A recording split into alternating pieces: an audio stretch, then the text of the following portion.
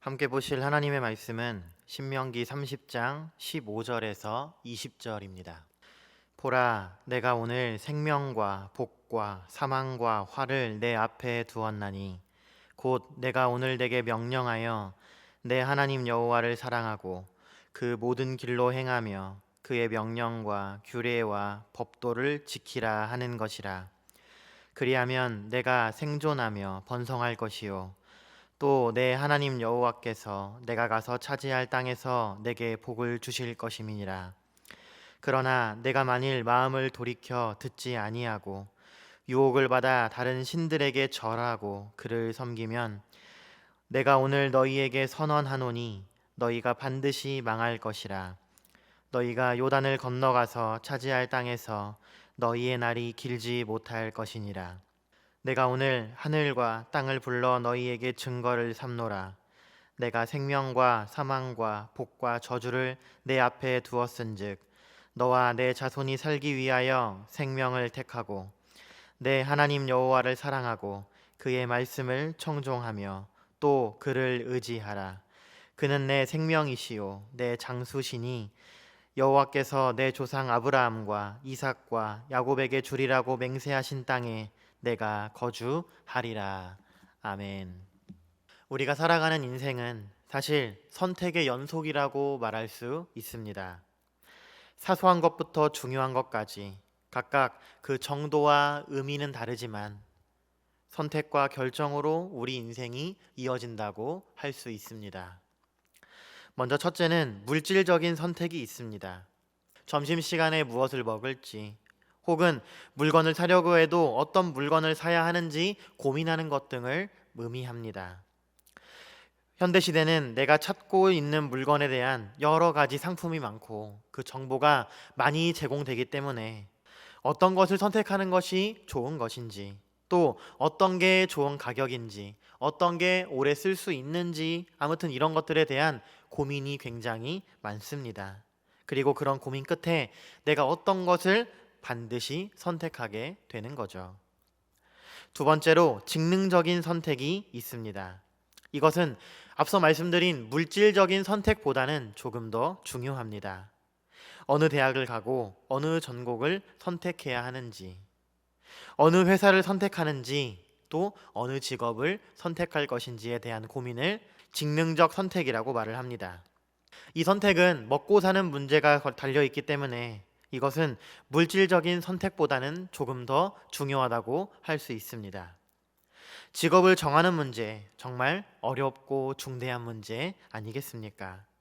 사실 무조건 월급을 많이 준다고 그곳을 무작정 갈 수만은 없는 노릇이기 때문입니다. 대기업을 선호하기는 하지만 대기업에 들어가는 것이 능사는 아니라는 것을 우리는 알고 있습니다. 구약 성경에 보면 아브라함과 롯의 종들이 서로 다투는 장면이 나옵니다. 그러자 아브라함이 롯에게 먼저 선택권을 줍니다. 네가 먼저 갈 곳을 정하면 내가 다른 곳으로 가겠다고 그렇게 말합니다. 롯은 아브라함이 그렇게 말하자 소돔과 고모라를 선택했습니다. 왜냐하면 그곳은 애굽과 같았고 물이 풍부하고 풍요로운 땅이었기 때문입니다. 그런데 결국 어떻게 되었습니까? 소돔과 고모라가 하나님의 심판을 받게 되고 아내는 소금 기둥이 되었고 롯 자신은 자신의 두 딸과 관계를 맺어 자식을 낳게 되는 그런 비참한 상태가 되지 않았습니까? 그러니까 눈에 보이는 것을 선택하는 것만이 능사는 아니라는 것을 우리는 알고 있습니다. 세 번째는 사회적인 선택입니다. 사회적 선택은 물질적인 선택과 직능적인 선택보다 더 중요합니다. 어떤 배우자를 만나게 될지, 어떤 친구를 사귈지, 어떤 스승을 선택할지에 대한 이런 선택을 이 사회적 선택이라고 말합니다. 이것은 결국 인생의 구조를 결정하는 것이라고 말해도 과언이 아닐 정도로 중요한 문제이기 때문에 이것은 물질적인 선택과 직능적인 선택보다는 더 중요한 문제라고 할 수 있는 겁니다. 부모님은 내가 선택할 수 없지만 배우자는 내가 선택할 수 있습니다. 배우자의 선택이 결국 결혼 이후의 모든 생활을 결정한다고 말해도 과언이 아닐 만큼 중요한 것 아니겠습니까? 친구를 사귀는 것도 이 범주에 들어갑니다. 좋은 친구를 사귄다는 것 정말 중요한 문제입니다. 나쁜 친구를 사귀었다가 결국 탈선의 길을 걷고 인생 망치는 사람 굉장히 많은 것을 우리는 알고 있습니다. 그것은 나이에 상관없이 어른도 그렇고 아이도 그렇고 결국 어떤 친구를 만나느냐가 우리 인생에서 중대한 문제가 됩니다. 그리고 좋은 스승을 만나는 것, 그게 또 얼마나 중요한지 모릅니다. 학문을 배우고 인생을 보는 눈을 열어간다는 그것, 정말 축복 중의 축복 아니겠습니까? 이 조선시대를 살았던 이 조광조라고 하는 인물이 있습니다. 이 사람은 정치가이면서 혁명가였습니다. 그런데 이 사람은 무오사화 때 평안도로 유배를 왔던 김굉필을 만나 가르침을 받게 됩니다. 그런데 그것이 이 조광조라고 하는 인물이 학문의 길을 열어가는데 결정적인 전환점이 되었습니다. 그러니까 김굉필이 없는 조광조라는 인물은 있을 수 없는 겁니다. 어떤 학자든지 학문을 전수해준 스승이 존재합니다. 자신의 삶을 깨우쳐준 인생의 멘토가 있고 스승이 다 존재하는 것 아니겠습니까? 우리가 잘 알고 있는 것처럼 모차르트에게는 하이든이라는 위대한 스승이 있었고 천체학자였던 케플러에게는 브라헤라고 하는 스승이 있었습니다. 고로 좋은 스승을 만나는 것이 우리 인생에는 축복이라고 할 수 있습니다. 그러나 이 모든 선택을 다 끌어모아도 제가 말씀드리는 이 한 가지보다 중요하지 않습니다. 그것은 인격적인 선택입니다. 내가 어떤 사람이 되느냐 하는 것, 내가 어떤 성품의 소유자가 되느냐 하는 그것은 내 인생에서 내리는 그 어떠한 선택보다 중요하다라는 사실을 우리는 반드시 기억해야 합니다. 사랑이나 미움이나 순결이나 탐욕 중에서 나는 어떤 가치를 더 소중하게 그리고 더 중요하게 생각하는 사람이 되느냐 하는 그것 굉장히 중요하다 하는 겁니다. 우수한 학교를 나오고 좋은 스승을 만나서 많은 지식을 가지고 있다 한들 그것만 가지고는 우리 인생을 풀어나가는 핵심적인 요소는 되지 못한다라고 하는 겁니다. 오늘 우리가 읽었던 본문에도 보시면 이 선택이라는 주제가 등장하였습니다. 오늘 본문을 잠깐 소개하자면 모세가 모압 평지에서 가나안 땅에 들어가기 직전 출애굽 2세대에게 마지막 고별 설교를 하는 장면입니다. 모세는 신명기 5장부터 28장에 걸쳐 자신은 가나안 땅에 들어가지 못하지만 그 땅에 들어가는 출애굽 2세대에게 마지막으로 설교를 했는데 그 결론이 오늘 우리가 읽었던 30장이라고 할 수 있습니다. 그런데 이 30장의 내용을 살펴보시면 그 핵심 메시지는 굉장히 간단합니다. 여호와 하나님은 너희를 구원하신 하나님이시다라고 하는 겁니다. 그런데 이런 사실은 그들이 경험했던 내용을 통해서도 확인했던 것들입니다. 애굽의 종살이로부터 구원하셨고 40년간 물도 먹을 것도 없는 광야를 지나가게 하셨고 불뱀과 전갈이 득실거리는 그 땅을 지나가게 하시면서 먹고 마시게 하신 분, 또 그들의 안전을 지켜주신 분이 도대체 누구십니까? 바로 그들이 믿는, 우리가 믿는 여호와 하나님 아니십니까? 그러니 출애굽에서부터 40년의 역사를 돌아보면 하나님이 구원의 하나님이시고 보호하는 하나님이시고 나를 인도하시는 하나님이라는 이 사실은 이미 그들의 경험 안에서 확립된 것이라고 할 수 있는 겁니다. 오늘 본문 15절과 16절은 그런 사실을 먼저 회상하는 그런 말입니다. 보라, 내가 오늘 생명과 복과 사망과 화를 내 앞에 두었나니 곧 내가 오늘 내게 명령하여 내 하나님 여호와를 사랑하고 모든 길로 행하며 그의 명령과 규례와 법도를 지키라 하는 것이라. 그리하면 내가 생존하며 번성할 것이요 또 내 하나님 여호와께서 내가 가서 차지할 땅에서 내게 복을 주실 것임이니라 그랬습니다. 하나님께서 복을 주시는 자가 된다는 겁니다. 그러니 너희는 어떻게 할 것인지에 대해서 지금 묻고 계신 겁니다. 어떻게 하는 것이 생명과 복을 받는 것이겠습니까? 오늘 읽었던 본문 말씀에 반복적으로 가르치고 있는 것처럼 하나님의 말씀을 따르고 그를 의지하고 섬기는 것이 축복이고 생명이라고 지금 말씀하고 계시는 겁니다. 오늘 우리가 읽었던 이 말씀과 관련해서 흔히 갖는 오해들이 있습니다. 오늘 말씀에도 순종과 불순종을 놓고 그 결과에 따르는 다른 내용들을 말씀하고 있습니다. 그러니까 오해하기를 하나님께서는 우리가 선택할 수 있도록 순종과 불순종의 그런 결과를 내놓고 만약 조금이라도 하나님 말씀을 어기기만 한다면 즉시로 심판하시기를 기다리시는 그런 하나님이라고 오해하시는 경우가 종종 있습니다. 마치 하나님께서 우리가 넘어지기를 기다리는 분처럼 그렇게 오해하는 경우가 있는데 결코 아니라는 점을 우리는 알아야 합니다. 하나님은 만물을 지으신 창조주이시기 때문에 이 세상에 작동하는 자연 법칙이나 원리들을 하나님께서 정하실 수 있습니다. 하나님은 인간이 복을 받고 번성하는 길을 정하셨고 오늘 본문에서는 그냥 그 길을 알려주고 계시는 것 뿐입니다. 그래서 오늘 본문에 읽어보시면 하나님께서는 생명의 길을 택하라 라고 명령하는 명령문처럼 보이지만 히브리어 원문을 보시면 명령형으로 되어 있지 않고 직설법으로 되어 있습니다. 이게 무슨 말이냐면 그냥 단순하게 나열하고 있다는 말입니다. 예를 들면 우리가 어떤 길을 갈 때 이정표를 제시하잖아요.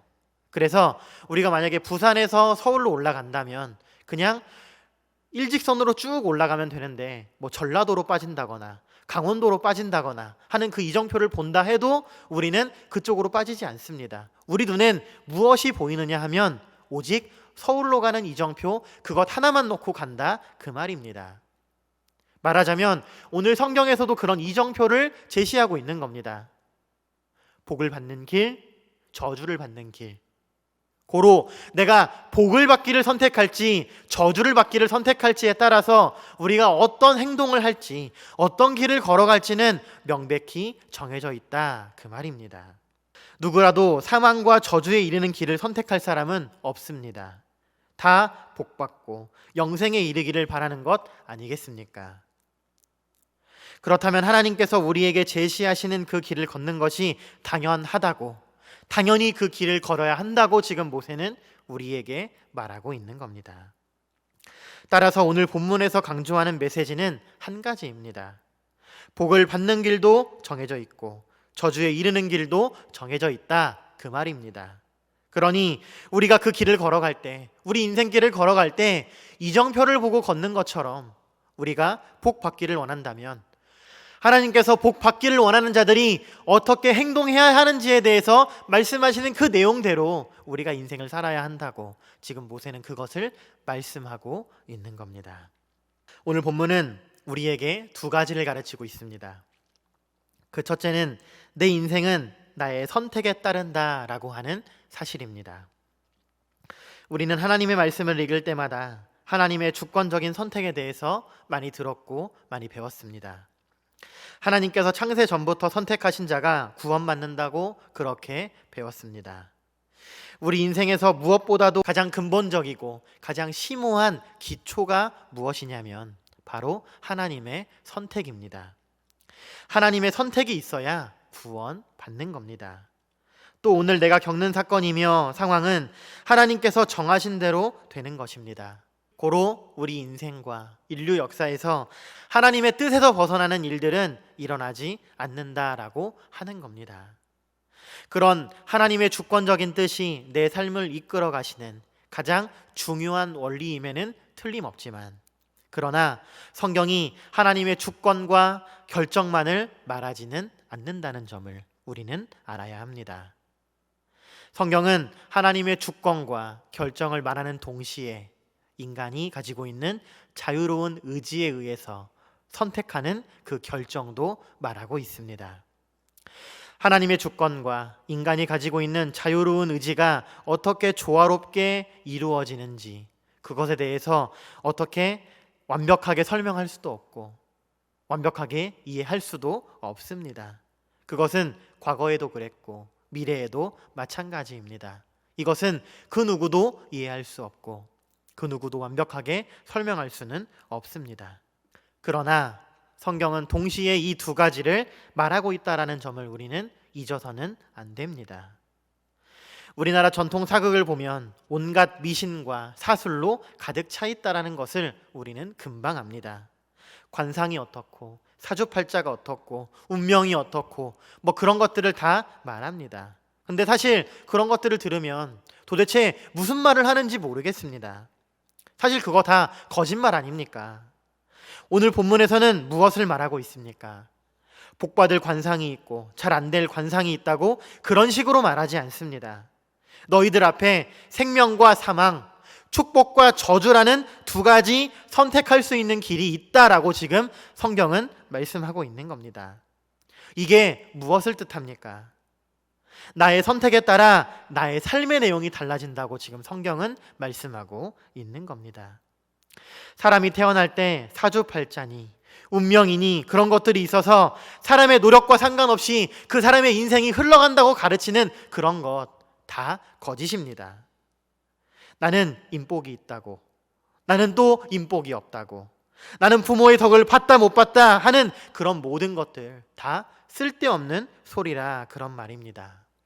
현재의 나는 결국 내가 과거 어느 시점에 내렸던 선택과 결정에 의해서 내가 존재하고 있다는 것을 우리는 알아야 합니다. 중요한 점은 축복이든 저주든 생명이든 사망이든 결국 다른 그 누구도 아닌 내가 선택했다라고 하는 겁니다.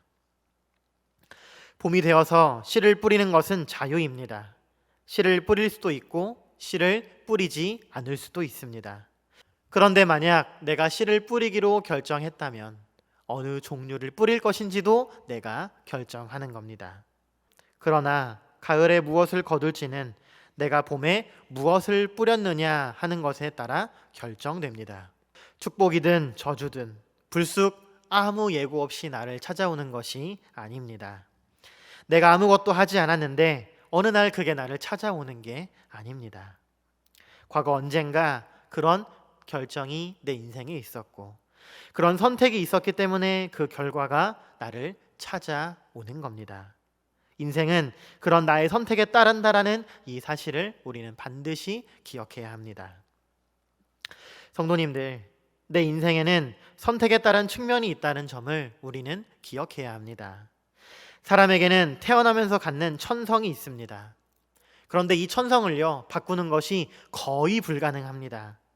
그러나 신앙인이 되고 난 다음에 천성도 이 신앙으로 말미암아 다듬어지고 순화되고 개선됩니다. 성격 급한 사람이 예수님을 믿고 난 다음 그 성질 급한 것을 누그러뜨리고 성질이 괴팍한 사람도 예수님을 믿고 난 다음 좀 너그러운 성격으로 변화되고 모난 부분이 깎여나가는 그런 변화를 겪게 되죠. 그런데 그런 변화가 어떻게 일어나는 겁니까? 그냥 교회에 출입하면 그런 변화가 일어나는 겁니까? 아닙니다. 우리 이 성격의 변화, 우리 천성의 변화는 그런 식으로 일어나는 것이 아닙니다. 내가 어떤 사람이 되고자 하는 그런 선택이 있어야 하는 것 아닙니까? 성경에 보시면 반복해서 성화를 가르칩니다. 쉽게 말하면 예수님께서 보여주셨던 그 모든 가르침, 예수님의 인격, 이런 것들을 담는 그 모든 것을 성화라고 할 수 있습니다. 성경을 듣고 말씀을 듣고 가르침을 받고 배우고 보니 내가 성경에서 말씀하시는 그 사람이 되어야겠다고, 그런 성품을 가진 소유자가 되어야겠다고 마음으로 결심하고 그렇게 우리가 변화되는 것 아닙니까? 그저 교회만 드나든다고 우리의 성품이 변하는 것 아닙니다. 그런 인격적인 목표를 두고 반복적으로 기도하고 노력하고 하는 그 결과로 우리 성품이 차츰차츰 변화되는 것입니다. 사람은 나이가 들수록 인격적인 목표가 점점 희미해집니다. 대신에 사회적인 것, 물질적인 것에 대한 욕망은 점점 더 커집니다. 이런 변화에 그냥 아무런 생각도 없이 행동을 하게 되면 우리 인생에서 성화의 진보는 보일 수 없습니다.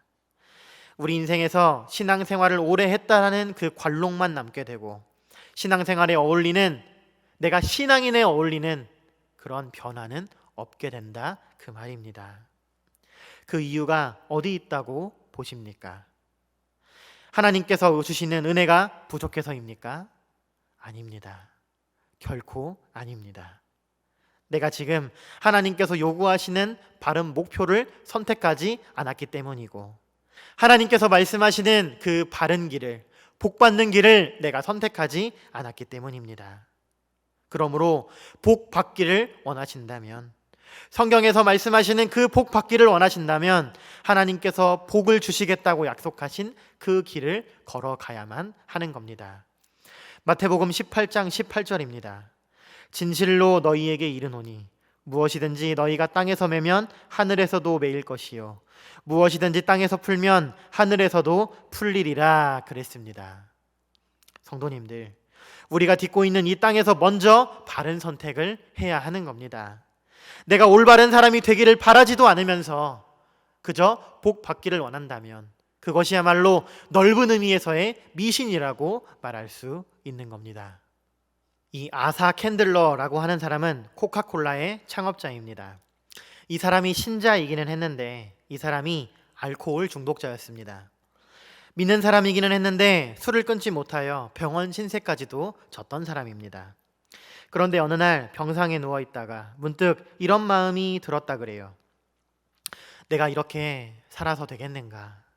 내 인생 이렇게 살다가 끝내야 되겠는가 하는 그런 생각이 들더랍니다.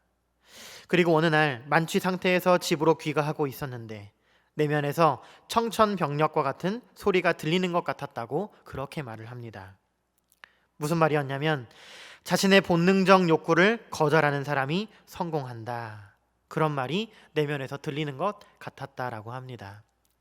집에 돌아와서 아내에게 이런 일을 설명하자 아내는 그 시간 저는 당신을 위해 기도하고 있었어요 라고 그렇게 말합니다. 당신이 술을 끊기를, 당신의 금주를 위하여 저는 기도하고 있었습니다 라고 그렇게 말을 하였습니다. 그 자리에서 부부는 손을 잡고 눈물을 흘리며 기도하였고 바른 신앙인으로 살기로 다짐하였습니다. 캔들러는 정말 그 결심대로 술을 끊었고 소득의 11조를 하나님께 드렸고 신앙생활에 열심을 내었습니다.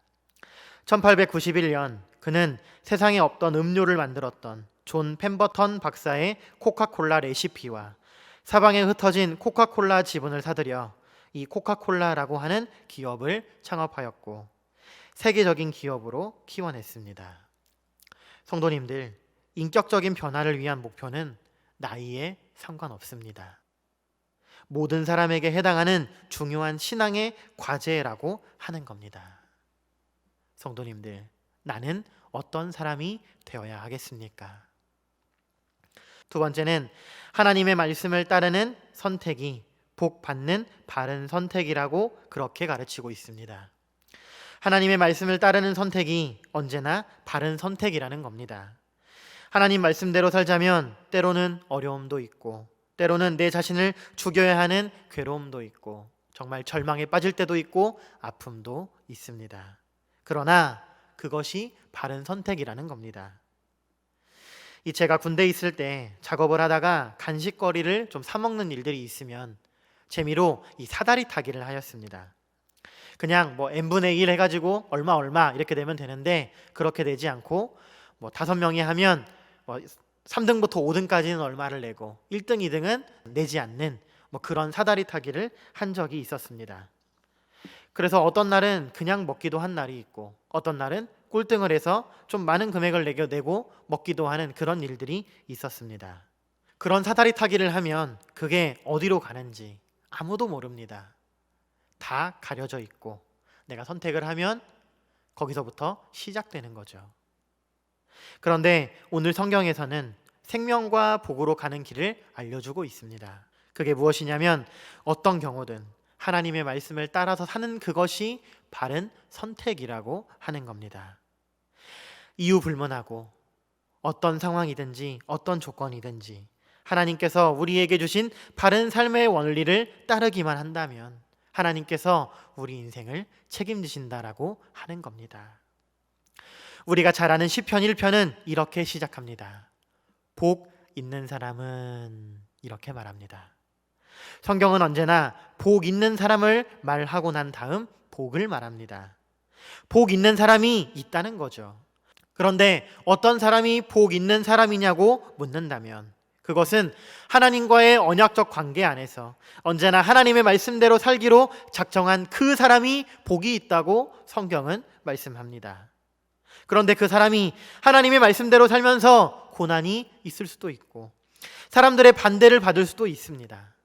우리가 잘 아는 요셉이 그 대표적인 인물입니다. 그는 하나님의 말씀대로 바르게 살았지만 그가 핍박을 받았고 형제들로부터 버림을 받았고 노예가 되어서 애굽으로 팔려갔고 억울하게 옥살이도 하였습니다. 한 달, 두 달, 1년, 2년이 아니라 13년을 무려 그렇게 살았습니다. 그런데 그런 인생을 살았던 요셉을 두고 성경이 어떻게 평가하느냐면 하나님께서 함께 하시는 형통한 사람이라고 그렇게 평가하고 있습니다. 다시 말하면 요셉은 복 있는 사람이다 라고 지금 그렇게 말씀하고 있는 겁니다. 그 복 있는 사람이 잠시 고난을 받을 수 있지만 반드시 그 끝은 하나님께서 주시는 복으로 나아간다라고 하는 것을 이 요셉을 통해 지금 우리에게 보여주시는 것 아닙니까? 돛담배가 가는 방향은 바람이 정하는 것이 아닙니다. 돛담배가 나아가는 방향은 그 돛이 정합니다. 돛을 어떻게 움직이느냐에 따라서 순풍으로 가기도 하고 역풍으로 가기도 합니다. 사람들이 삶의 조건과 환경을 말하지만 그것은 인생을 결정하는 중요한 요소는 아닙니다. 더 중요한 것은 하나님께서 말씀하시는 바른 길로 선택하고자 하는 그 신앙의 결정이 중요한 겁니다.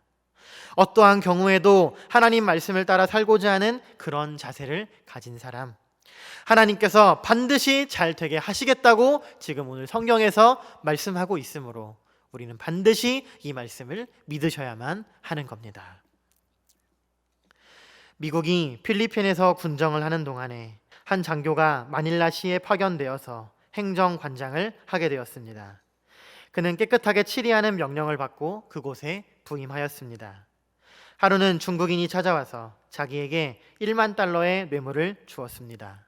그는 거절했습니다. 그랬더니 그 다음 날에는 액수를 올려서 2만 5천 달러를 가지고 왔습니다. 그는 부하를 시켜서 내쫓으라고 하였습니다. 그런데 그 중국인이 좀 끈질긴 사람이었습니다. 그 다음에는 찾아와서 5만 달러를 내밀었습니다. 그때 이 장교는 이런 고민을 했다고 합니다. 이 뇌물을 받을 것인가 아니면 내 양심을 지킬 것인가. 사실 돈 액수가 크면 클수록 사람은 더 큰 유혹을 받게 됩니다. 그래서 그는 이런 생각을 했다고 합니다. 갈라디아서 5장 25절 만일 우리가 성령으로 살면 또한 성령으로 행할지니. 이 장교는 성령의 열매를 맺지 못하는 일이라면 하지 않는 것이 옳다는 그런 결심을 하였습니다. 성도님들, 신자가 그런 유혹 앞에서 이런 신앙적인 생각을 하였다라는 것, 이게 귀한 일 아니겠습니까? 신앙적인 고민을 했다는 거죠. 내가 하는 이 행동이 성령의 9가지 열매를 맺지 못한다면 그만두는 것이 좋겠다고 그는 생각을 하였습니다. 그래서 그 다음날 일찍 일어나 상관을 찾아가서 사직서를 제출했습니다. 그랬더니 상관이 이 일을 알고 묻습니다. 그 중국인이 너를 괴롭히느냐? 하는 질문에 아닙니다. 그랬습니다. 그렇다면 너는 왜 사직서를 내느냐? 라고 묻는 말에 그는 이렇게 대답을 하였습니다. 그가 내 마음을 살 만큼 큰 돈을 제시하고 있기 때문에 제가 사직서를 내는 겁니다. 성도님들, 신앙은 한 번의 결정이 아닙니다. 계속되는 결정입니다. 어제도 바르게 결정하고 오늘도 신앙을 따라 바르게 살고자 하는 결정이고 그 다음 날도 그렇게 결정해야만 하는 겁니다. 그런데 만약 오늘 실패했다면 내일도 기회가 있습니다. 내일의 해가 다시 뜨는 것처럼 우리에게는 내일의 기회가 또 존재한다라는 사실을 기억해야 합니다.